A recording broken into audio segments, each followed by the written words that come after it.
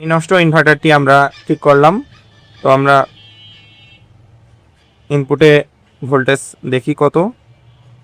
তো আমরা ইনপুটে 11.9 ভোল্টেজ দিয়েছি এবং আউটপুটে আমরা এসি কত ভোল্টেজ পাই দেখুন।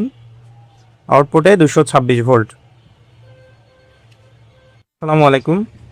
তো একটা ইনভার্টার মেরামত করব, এটা পাঠিয়েছে পিরোজপুর জেলা থেকে এক ভাই। উনি রেগুলার আমার কাছে মাল পাঠাচ্ছে মেরামতের জন্য। তো তারই জন্য এটা আজকে ঠিক করব। তো এটার সমস্যা আমি খুলে যেটা দেখতে পারলাম যে একটা মসফেট কিন্তু নাই এখানে। IRF 740 মডেলের মসফেট লাগানো আছে, এটা নাই। আর বাকিগুলা লাইন দিয়ে দেখতে হবে, যেহেতু একটা নাই সেহেতু আমরা তিনটা এখানে আমরা খুলে ফেলবো, তারপরে আমরা লাইন দিয়ে দেখবো যে কি সমস্যা। এখন লাইন দিলে বাকি মসফেটগুলা যেগুলো ভালো আছে সেগুলা নষ্ট হয়ে যেতে পারে। তো আমরা সবগুলো মসফেট এখন তুলে ফেলবো। এইচবি সেকশনের মসফেট তোলার পরে আমরা এখন লাইন দিয়ে দেখবো যে এটা সমস্যার সমাধান হয় কিনা। তো বন্ধুরা আমরা চারটা মসফেটই তুলে ফেললাম। তো মসফেটগুলোর মডেল হলো IRF এর এই যে।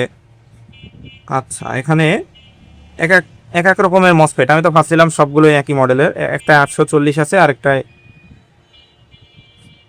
আচ্ছা মানে একই কোম্পানির, কোম্পানি আলাদা তবে মডেল একই, IRF 840। তো আমরা মসফেটগুলো আগে চেক করে নিব যে কোনটাতে ফল্ট আছে। তো আমরা ডায়োড মোডে এখন চেক করব মসফেটগুলো।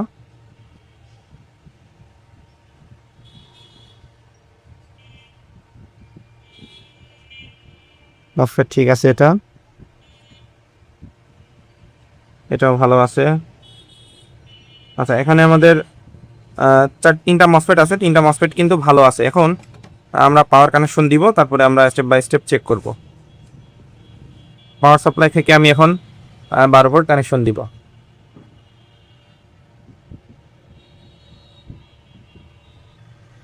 তো বন্ধুরা আমরা লাইন দিয়েছি। তো লাইন দেওয়ার পরে আমাদের এখানে কিন্তু ইন্ডিকেটর জ্বলছে। তো কোনো ফল্ট বা কিছু পাচ্ছি না। আমরা সরাসরি এখানে 300 ভোল্টেজ ডিসি সেকশনে চলে যাব। তো এখানে চেক করব যে আমাদের ডিসি 300 ভোল্টেজ তৈরি হয়েছে কিনা।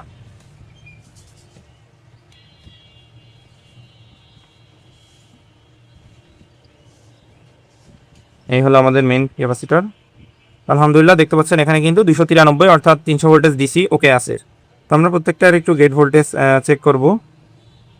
6.42, এখানেও 6.41, ঠিক আছে। আচ্ছা, এই দুইটাতে আমাদের গেট ভোল্টেজ নাই। তো এই দুইটা সেকশনে আমরা এখন কাজ করব। ধরা ইনভার্টারটা আমরা স্টেপ বাই স্টেপ চেক করলাম। এখানে যে 1K রেজিস্টার আছে, অর্থাৎ এই যে গেট রেজিস্টার, এখানে এই 1K রেজিস্টারটাই ফল্ট ছিল।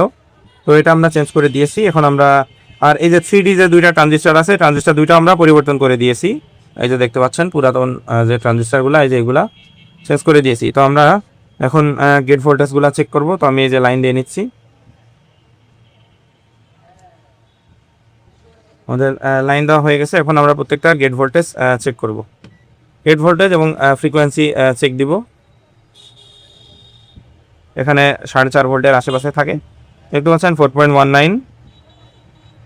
এখানে আছে 4.20, অর্থাৎ একই, এখানে একটু বেশি থাকবে 6.4, এবং এখানেও আছে 6.4। তো আর এখানে আমরা এখন মসফেট লাগিয়ে দিলে ইনশাল্লাহ ঠিকঠাক আছে। আমরা তারপরে ফ্রিকোয়েন্সিটা একটু চেক করে নেব যে 50 হার্টস কাজ করছে কিনা। আমাদের অসিলোস্কোপ থাকলে আসলে সুবিধা হয়। অসিলোস্কোপ আমার আছে কিন্তু আমার দোকানে আনা নাই, এজন্য চেক করতে পারছি না, মিটার দিয়ে দেখিয়ে দিচ্ছি। সো এখানে 50 হার্টসের এখানে দেখতে পাচ্ছি, এখানে 54 হার্টস কাজ করছে। এখানেও আমাদের 54 হার্টস। তো এখানেও 54 হার্টস কাজ করছে, 54 হার্টস।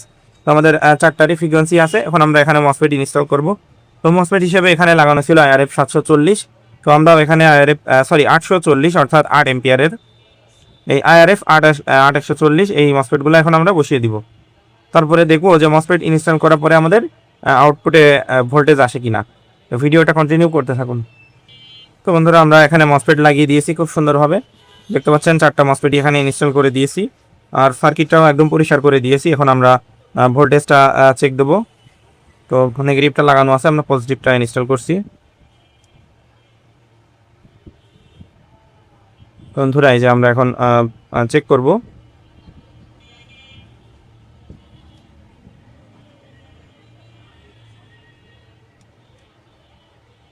আমাদের আউটপুটে ভোল্টেজ আসে কিনা আপনারা খেয়াল করুন। এটা এসি ভোল্টেজ। বন্ধুরা দেখতে পাচ্ছেন আউটপুটে আমাদের 226 ভোল্ট, অর্থাৎ আমাদের ইনভার্টারটি কমপ্লিট আলহামদুলিল্লাহ। তো আমরা এখন ইনপুট ভোল্টেজ এবং আউটপুট ভোল্টেজের পার্থক্য একটু দেখিয়ে দিব। আমাদের ইনপুটে কত ভোল্টেজ আছে দেখুন। তো দেখতে পাচ্ছেন ইনপুটে আমরা ভোল্টেজ দিয়েছি 11.92 অর্থাৎ প্রায় 12 ভোল্ট, এবং আউটপুটে আমরা পাচ্ছি এসি, এই যে একদম লাইভ এসি 227 ভোল্ট। আলহামদুলিল্লাহ আমাদের ইনভার্টারটি কমপ্লিট। তো যারা যারা এই ধরনের ইনভার্টার মেরামত করতে চান যোগাযোগ করতে পারেন। আর এটা পাঠিয়েছিল ফিরোজপুর জেলা থেকে। তো আলহামদুলিল্লাহ এটা মেরামত করা হয়ে গেল। তো যারা যারা ইনভার্টার পাঠাতে চান অবশ্যই পাঠাতে পারেন, আর অবশ্যই আপনারা সময় দিবেন। সময় দিলে ইনশাল্লাহ আপনাদের যে কোনো ডিভাইস সর্বোচ্চ দিয়ে চেষ্টা করা হবে, মেরামত করে দেওয়া হবে। তো ভিডিওটি ভালো লাগলে অবশ্যই লাইক, কমেন্ট এবং সাবস্ক্রাইব করে পাশে থাকবেন। ধন্যবাদ সবাইকে।